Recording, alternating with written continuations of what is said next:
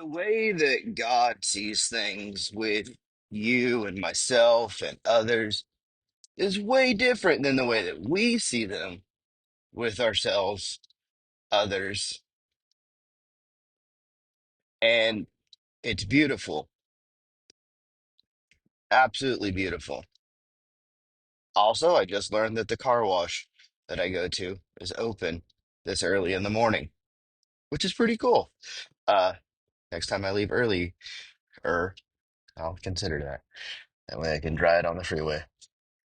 Now, the reason I bring this up is,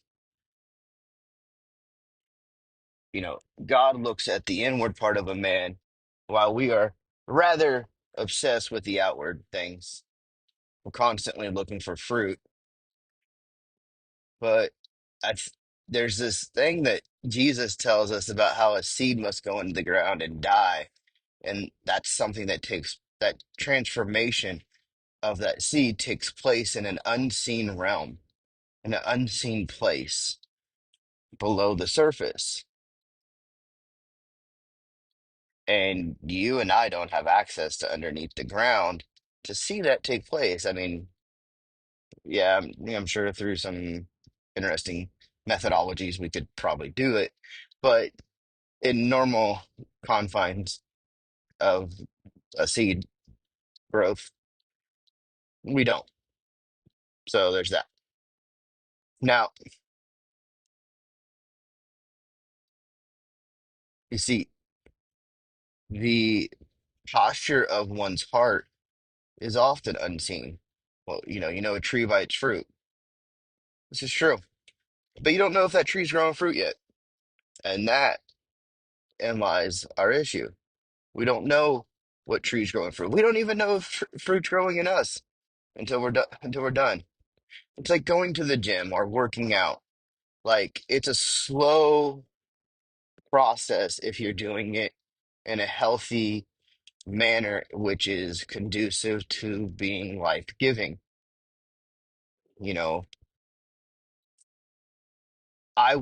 when I was weighing close to 600 pounds, and while it was easy to see weight drop from me because of the sheer amount of weight that I carried, but they didn't see the mental aspect, the heart aspect of my decisions for quite some time. They saw it several weeks after the grocery shopping, the meal prepping, some working out, the physical aspect of it. I saw it after all that, of the research and the conversations and all the things that took place. See, there was a lot of energy and effort put into this before you could actually see the physical, the outward aspect of my labor. So, in many cases, fruit is hidden. And this whole idea, epiphany, revelation, if you would, came about yesterday as I was sharing at Teen Challenge,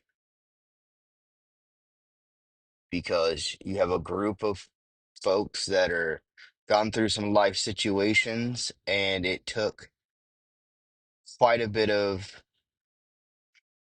internal resolve for them to get to the place of going, hey, I can't do this on my own. And I met one guy that more of just it, he made decisions that led him to the place of losing everything. And through that, Teen Challenge became a convenient factor for him, but it's also helped restore his life.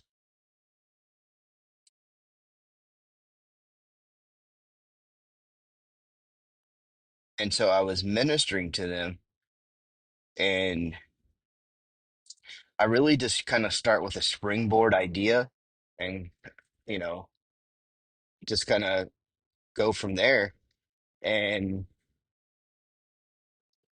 see what the Lord kind of strings together. I don't really do a line upon line thing anymore. And I used to, and sometimes, you know, I will go into that. But the point being is, as I was sharing with them, and I was like, you know, I was in a position of my life where people, well meaning, wanted me to do things in a certain way. I even had folks that tried to get me to, you know, pay back to the things that I'd stole, broke, whatever. But I reminded them that I was forgiven, that like once I submitted under Christ, under the Lord, all of that stuff was eradicated, was removed. It was erased. That's Isaiah 43:25. I blot out your transgressions for my benefit. So like God's removing our transgressions for his benefit, not even for ours, but for his. And that brings a level of freedom to us in a way that can't be seen, only experienced, because you don't have to carry the weight of yesterday today. And what I was explaining to this group of gentlemen was whatever happened to get them here to where they were at has been already forgiven, because repentance happened in the decision to submit themselves to this program. And that is all they need to remind themselves of, is that they're forgiven.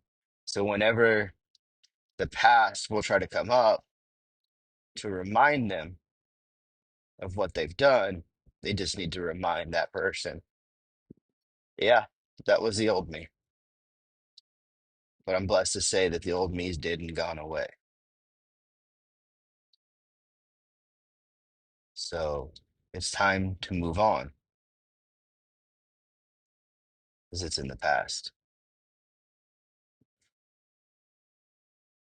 And I think sometimes the struggle in that is when something's in the past, but those who have been hurt by it is allowing the person to become who they are today, now.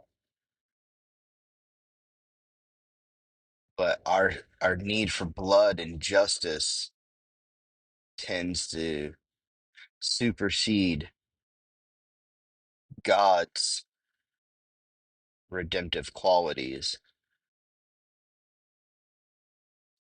And the scary part of that is when we are allowing our need for blood and justice to supersede God's redemptive qualities, redemptive nature. We find ourselves in a worse boat than the individual who initially did the afflicting, because now we are afflicted by what they did, but now we are also afflicted by what we're doing. And so we are cutting that wound further and further open, which makes it even more challenging. So I hope that you begin to examine the posture of your heart and aligning that with God's, no matter which side of that fence you're on. whether you're the offended or the offender. May you may the path towards God's heart be illuminated for you.